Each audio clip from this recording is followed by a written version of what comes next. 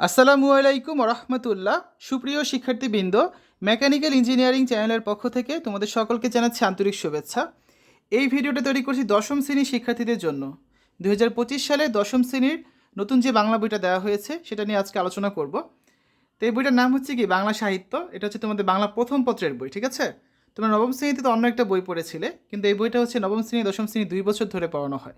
So সেই বইটা আবার দেওয়া হয়েছে, এই জন্য তোমাদের একটা শর্ট সিলেবাস দেওয়া হয়েছে।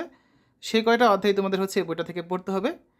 তো দেখো, 2012-2013 শিক্ষাবর্ষ থেকে জাতীয় শিক্ষাক্রম ও পাঠ্যপুস্তক বোর্ড কর্তৃক নবম দশম শ্রেণী পাঠ্যপুস্তক রূপে এই বইটা কিন্তু নির্ধারিত হয়ে আসছে, যেটা এবার 2025 শিক্ষাবর্ষের জন্য কিছুটা পরিমার্জিত করা হয়েছে। তো তোমরা যারা স্কুলে এখনও বই পাওনি তারা কিন্তু খুব সহজেই অনলাইন থেকে পিডিএফ ডাউনলোড করে পড়তে পারো। তো পিডিএফ কীভাবে পড়বে, কীভাবে ডাউনলোড করবে, সেই জন্য একটা ভিডিও তৈরি করে দেওয়া আছে আমাদের চ্যানেলে। আমি কমেন্টে লিঙ্ক দিয়ে দিব, সেখান থেকে ভিডিওটা দেখে তোমরা যে কোনো বিষয় পিডিএফ ডাউনলোড করে পড়া শুরু করে দিতে পারবে। যেহেতু সময় এমনিতে কম, 1 বছরে বইটা শেষ করতে হবে। তো এখানে সূচিপত্র দেওয়া আছে, প্রায় 50টার উপরে গদ্য এবং কবিতা দেওয়া আছে, তবে সবগুলো তোমাদের পড়তে হবে না। যেই গদ্য এবং পদ্য বা কবিতা পড়তে হবে সেগুলো আমি এখানে টিক দিয়ে দিচ্ছি। শর্ট সিলেবাস দেওয়া হয়েছে তোমাদের, সেখানেই রয়েছে। ঈশ্বরচন্দ্র বিদ্যাসাগরের লেখা প্রত্যুপকার, এটা তোমাদের পড়তে হবে। তারপর রবীন্দ্রনাথ ঠাকুরের লেখা শুভা, এই গদ্যটা পড়তে হবে। প্রমোদ চৌধুরীর লেখা বই পড়া, এই গদ্যটা পড়তে হবে। তারপর রয়েছে বিভূতিভূষণ বন্দ্যোপাধ্যায়ের লেখা মাটির ভেপু, এই গদ্যটা পড়বে। 5 নম্বরে আছে মোহাম্মদ ওয়াজিদ আলীর লেখা মানুষ মুহাম্মদ সাল্লাল্লাহু সাল্লাম, এটা পড়তে হবে। বনফুলের লেখা নিম গাছ, এই গদ্যটা পড়তে হবে। মোতাহের হোসেন চৌধুরীর লেখা শিক্ষা ও মনুষ্যত্ব, এটাও পড়তে হবে। সৈয়দ মুস্তফা আলীর লেখা প্রবাস বন্ধু, এটাও। এবং সবার শেষে হচ্ছে 21-এর গল্প নামে একটা গল্প রয়েছে জহির রায়হানের লেখা, এটাও পড়তে হবে। এই মোট 9টা গদ্য তোমাদের পড়তে হবে। যদি পদ্মের দিকে লক্ষ্য করি আমরা, তাহলে যে পদ্মগুলো পড়তে হবে দেখো, প্রথমেই রয়েছে মাইকেল মধুসূদন দত্তের লেখা কপোতাক্ষ নদ, এটা পড়তে হবে। তারপর গোলাম মুস্তফার লেখা জীবন বিনিময়, এই পদ্যটা পড়তে হবে তোমাদের। কাজী নজরুল ইসলামের লেখা উমর ফারুক, এটা পড়তে হবে। জীবনানন্দ দাশের লেখা সেই দিন এই মাঠ, এই গদ্যটা পড়তে হবে।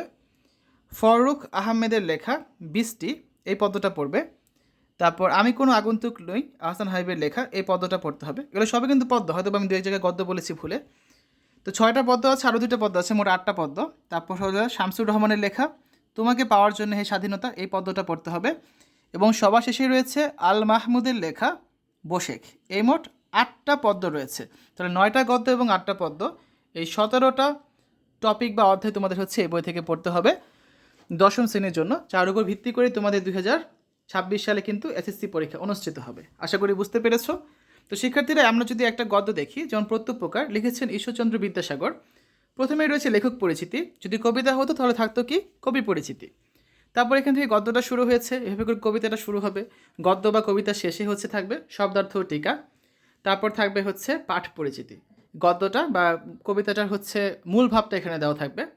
এরপরে থাকবে কর্ম অনুশীলন বা অনুশীলনী, যার মধ্যে প্রথমে হচ্ছে কিছু কাজ থাকবে, একক কাজ, জোড়ায় কাজ থাকতে পারে।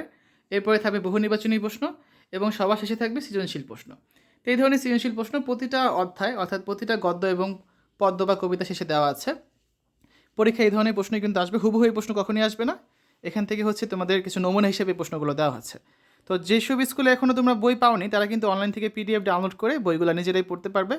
কমেন্টে আমি লিঙ্ক দিয়ে দিয়েছি, সেখান থেকে তোমরা পিডিএফ ডাউনলোড করে পড়া শুরু করে দিতে পারো, কারণ 1 বছরের মধ্যে তোমাদের এই 17টা চ্যাপ্টার শেষ করতে হবে। শিক্ষার্থীরা, আজকের এই ভিডিওতে আমরা দশম শ্রেণীর নতুন যে বাংলা বইটা দেওয়া হয়েছে সেই বইতে কী কী বিষয় রয়েছে তা নিয়ে আলোচনা করেছি। আশা করি তোমাদের কাছে ভিডিওটা ভালো লেগেছে। আমাদের চ্যানেলের অন্যান্য ভিডিওগুলো দেখার আমন্ত্রণ জানিয়ে আজ এখানে বিদায় নিচ্ছি। আল্লাহ হাফেজ।